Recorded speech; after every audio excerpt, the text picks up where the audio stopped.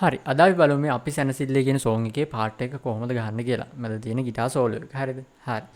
මේ කියන්නේ D එකේනේ. ඉතින් අපි D major scale එක තමයි මේක ගහන්නේ.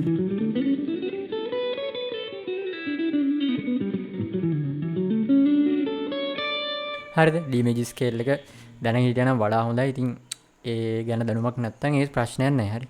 මේක පටන් ගන්න දෙවෙනි ස්ට්‍රින්ග් එකේ 7 වෙනි ෆ්‍රෙට් එකේ ඉඳලා 5 වෙනි එකට ස්ලයිඩ් එකක් කරනවා. 7 වෙනි එක පික් කරා ස්ලයිඩ් කරා 5 වෙනි එකට.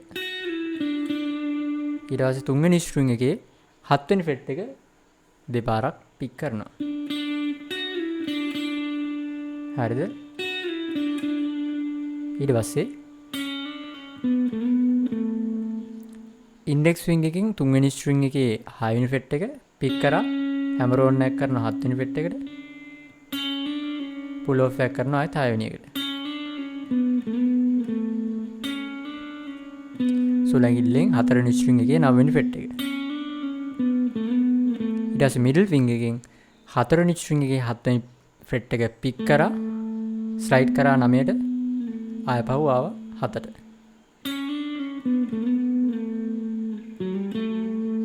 ඊට පස්සේ ඉන්ඩෙක්ස් ෆින්ගර් එකෙන් පටන් ගන්න 4 වෙනි ස්ට්‍රින්ග් එකේ 4 වෙනි ෆ්‍රෙට් එක.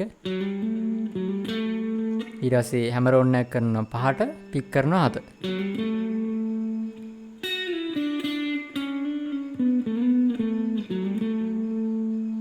හරිද? ඊට පස්සේ සුලංගිල්ලෙන් ස්ලයිඩ් කරනවා 7 ඉඳන් 9ට 7 පික් කරලා ස්ලයිඩ් කරන්න. හරි. ඊට පස්සේ ඉන්ඩෙක්ස් ෆින්ගර් එකෙන් 7 වෙනි ෆ්‍රෙට් එක පික් කරනවා. ඒක ගහන්න මේ. මුලින්ම ඔයගොල්ලෝගේ මෙන්න මේ ඇඟිලි ටික තියෙන. ඒ ටික තියාගන්නවා. මුළු ෆ්‍රෙට් බෝඩ් එක නිකන් මේ සද්දෙන්නේ නැහැ දැන්. මියුට් එක. සුලංගිල්ලෙන් දෙවෙනි ස්ට්‍රින්ග් එකේ 10 වෙනි ෆ්‍රෙට් එක විතරක් මේ අල්ලනවා. හරිද? තද කරනවා. ඊට පස්සේ ගහනවා නිකන් 5 වෙනි එකේ ඉඳන් පල්ලෙහාට දෙවෙනි එකට යනකම් වගේ ටිකක් හයියෙන් මේ weight එක වැඩිපුර දාලා ගන්නවා. හරිද?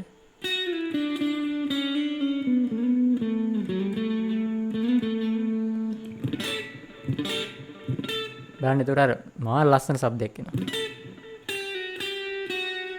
ඊට පස්සේ මිඩල් ෆින්ගර් එකෙන් දෙවෙනි ස්ට්‍රින්ග් එකේ 8 ඊට පස්සේ පුල් ඔෆ් එකක් 7ට අයපහුව හැමර් ඕන් එකක් 8ට. ඊට පස්සේ ආපහුව ඉන්ඩෙක්ස් ෆින්ගර් එකෙන් අල්ලනවා දෙවෙනි ස්ට්‍රින්ග් එකේ 7 වෙනි ෆ්‍රෙට් එක ඊට පස්සේ පික් කරනවා.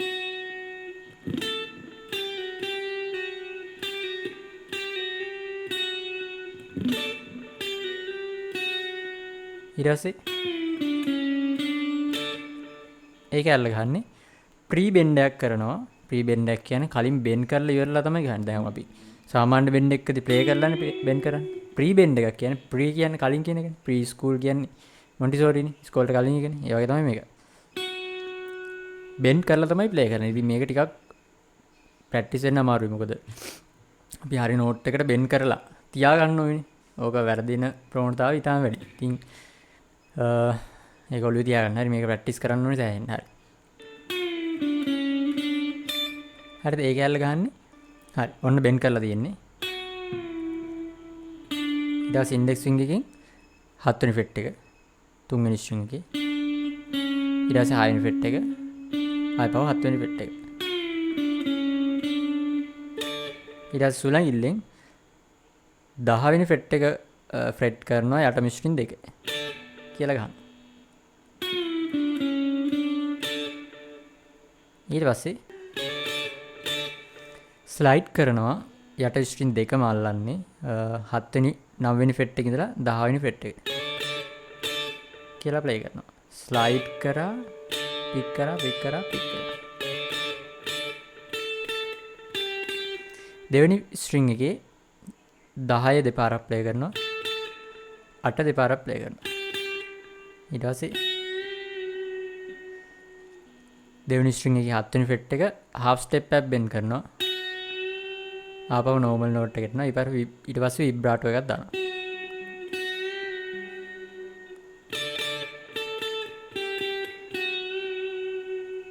හරිද? එතෙන් ඔක්කොම ගන්න.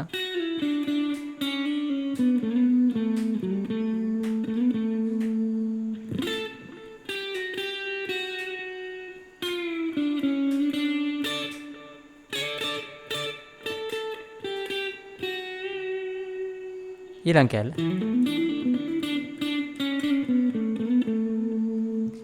ඒ කියන්නේ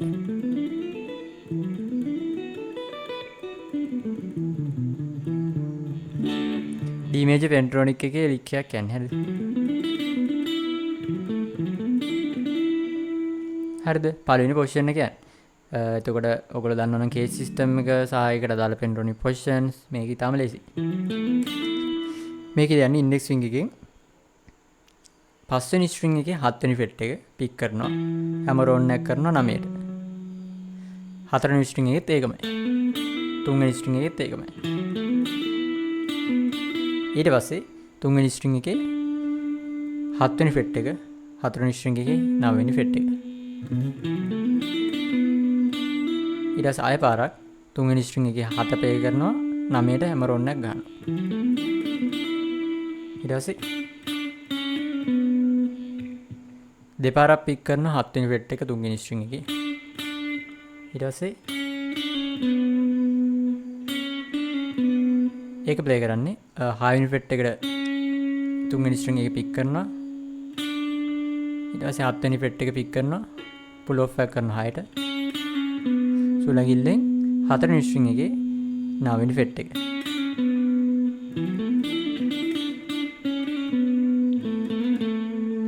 ඒක ප්ලේ කරන්නේ 4 වෙනි ස්ට්‍රින්ග් එකේ 7 ඉඳලා 9ට ස්ලයිඩ් කර ආපහු ආවා.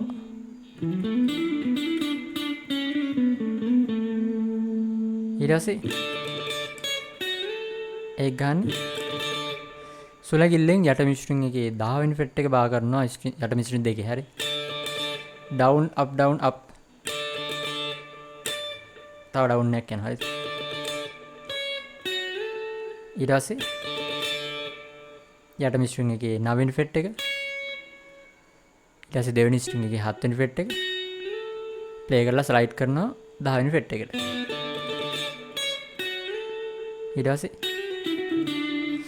ප්ලේ කරනවා දෙවෙනි ස්ට්‍රින්ග් එකේ 7 හැමර් ඕන් පුල් ඔෆ්. 8ට තමයි හැමර් ඕන් එක කරේ.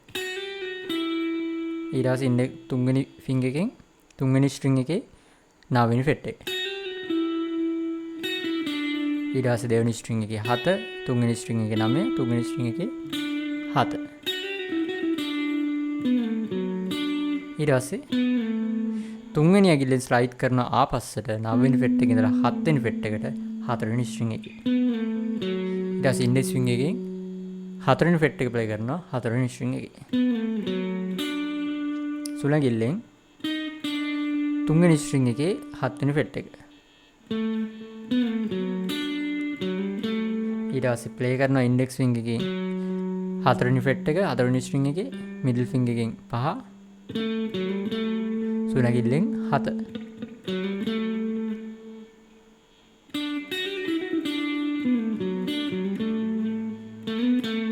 ඊට පස්සේ මේ ඇඟිල්ලෙන් ස්ලයිඩ් කරනවා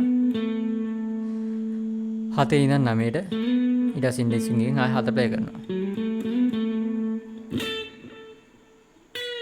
ඊට පස්සේ ආයෙත් අර විදියට සුළඟිල්ල තියෙනවා දෙවෙනි ස්ට්‍රින්ග් එකේ 10 වෙනි ෆෙට් එක. ඊට පස්සේ ප්‍රී බෙන්ඩ් එක කරන හෝල් ස්ටෙප් එකක් 10 වෙනි ෆෙට් එකේ ඉඳලා ආයෙ පව නෝමල් නෝට් එකට එනවා. ඊට පස්සේ දෙවෙනි ස්ට්‍රින්ග් එකේ 8 වෙනි ෆෙට් එක ගන්නවා. ඊට පස්සේ ඉවර කරන්න දෙවෙනි ස්ට්‍රින්ග් එකේ 7 වෙනි ෆෙට් එක ප්ලේ කරා half step එක බෙන්ඩ් කරා ආපහු අදාළ නෝට් එකට ආවා විබ්‍රාටෝ කරා. සම්පූර්ණ පාර්ට් එක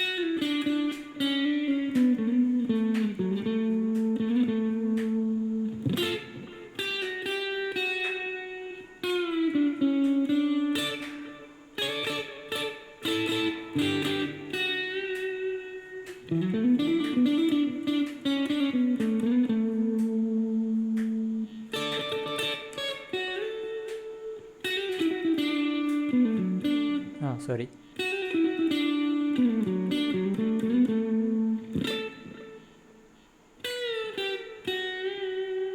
හරි ඕක තමයි පාර්ට් එක. ඉතින් වීඩියෝ එක හොඳයි නම් දැක් ඉගෙන ගත්තා නම් channel එක subscribe කරන්නත් අමතක කරන්න එපා. එහෙනම් ජය වේවා.